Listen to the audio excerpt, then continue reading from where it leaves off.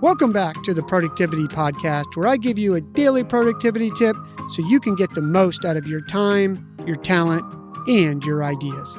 I'm your host, Brandon White. Here we go.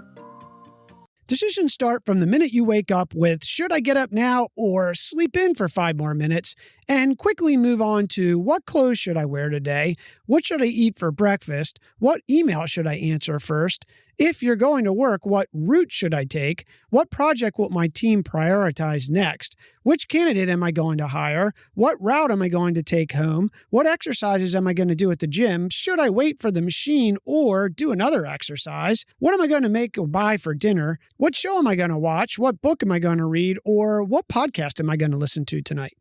I don't know about you, but that was painful for me just thinking about going through all those questions that I've had to make today. And here's the thing. According to the science, that's only a small sample of the 30,000 decisions that the average human makes in a day. If you haven't guessed already, today we are tackling the silent productivity killer, decision fatigue. It's the mental exhaustion that comes from making too many choices, big or small. So, what causes decision fatigue? Well, it's the constant use of our willpower. Every decision, from what you wear to what you eat for lunch, dips into that mental reservoir of yours. A study titled Exhausted Judges Make More Errors, published in Psychological Science, investigated how the number of decisions a person makes throughout the day impacts their decision-making quality. Researchers examined parole board hearings where judges reviewed prisoner cases and decided whether to grant parole. The results showed that judges who reviewed cases earlier in the day, when they were likely less fatigued from decision-making, were significantly more likely to grant parole compared to judges who reviewed cases later in the day. This suggests that decision fatigue can lead to poor decision-making, with implications for various professionals requiring consistently good judgment. Blinding flash of the obvious here, but worth saying out loud.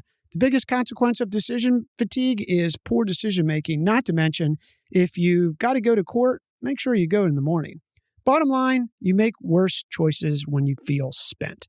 Here's 3 ways how not taking care of decision fatigue can manifest itself in you. Number 1, you start avoiding making any decisions.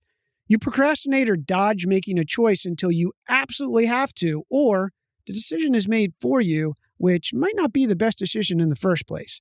For example, you keep delaying the conversation about whether or not to send a few team members to an industry trade show. Eventually, the registration date deadline passes and no one of you can attend. Number 2, cognitive biases creep in easily. When your brain is already tired of making decisions, you'll look for the easy way out. The brain is always looking for ways to avoid pain. That's where biases come in. You'll default to old perceptions and processes, even if they're incorrect, simply because they're accessible and easy. For example, your team decides to move forward with an ambitious project timeline without first confirming whether it's feasible with key team members and stakeholders. And you know there needs to be a discussion around it, but you let it go, which results in a poor outcome for everyone. And number 3, you have decisional conflict and regret. Decision fatigue can also lead to more doubt and debate about a decision, as well as feeling a sense of uneasiness and regret once the decision's been made. This weighs heavily on your mind and creates what's called a downward spiral, affecting everything else that follows in your life until you get a break. For example, after a lot of back and forth, your entire team agrees to eliminate a feature from your product roadmap. You agree because you're just worn out. Then, when other people across the organization find out, they voice concerns over whether or not it'll be the right move. Then you feel bad because you know you didn't follow your gut in the first place because you were just too tired to make that hard decision. Bottom line, decision fatigue directly translates into making suboptimal decisions, whether that means you have enough time to make them or they're just rushed, biased, unsupported, or contested. Now, here's 3 ways to combat decision fatigue for you and your team. Set up some systems. One way to avoid getting tired of making decisions is to make fewer of them. That might feel impossible, but there are some things you can do. For example, make a decision once. My wife says I wear a uniform with my black shirt, sweatshirt, and jeans, but I never have to think about what to wear in the morning. Might sound boring, but it works. and it's one less decision I have to make. You can also just have 2 things that you're going to eat for breakfast, or even narrow it down to 1. I eat 3 egg whites, 1 over easy with a side of turkey sausage. No decision needed. You get the idea here. Making one choice that you can reapply over and over again will reduce your cognitive load.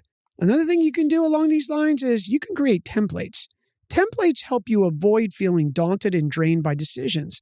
These repeatable systems and workflows help you and your team understand what to do or what happens next without having to make any conscious decisions about it. Not only do these steps reduce the number of choices you have to make, but they also provide some much-needed comfort. Science says that predictable routines and rituals actually reduce your anxiety. Number 2, follow a structure or a framework. I have a decision tree on how I decide to do something or not. I follow the tree, and it takes into account if I should do it, and if I should, based on the questions, if I should do it or delegate it. It makes decisions really easy and is really a big relief for me that I don't have to come up with some decision tree every time I'm making a decision. I put a link in the show notes to download a 1-page PDF for you. You can use it as is or use it as a starting point to build your own decision trees. And number 3, take a break, even a short one. Irritability, procrastination, exhaustion, and impulsivity all are signs of decision fatigue. If and when you notice them within yourself or in any of your team, pumping the brakes probably is the best thing you can do. If you have a little wiggle room, come back and make the decision tomorrow. If not, research shows that a quick break, even for a few minutes, if you take a walk outside, get some fresh air, sun, and maybe even grab a snack, can be enough time to recharge, shake the cobwebs off, and come back to decisions with more clarity. And here's a bonus tip that I've used for over a decade that has worked really well.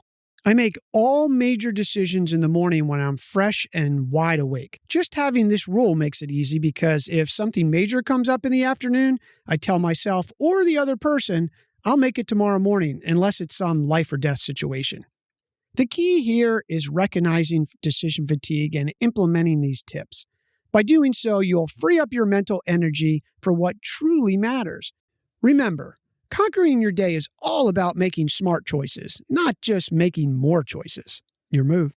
Hey, thanks so much for listening to the show. Please make sure to click the follow button on your podcast app so you never miss a new episode of the show. And of course, it's free. And don't forget to sign up for my free newsletter at brandoncwhite.com. We'll see you in the next episode.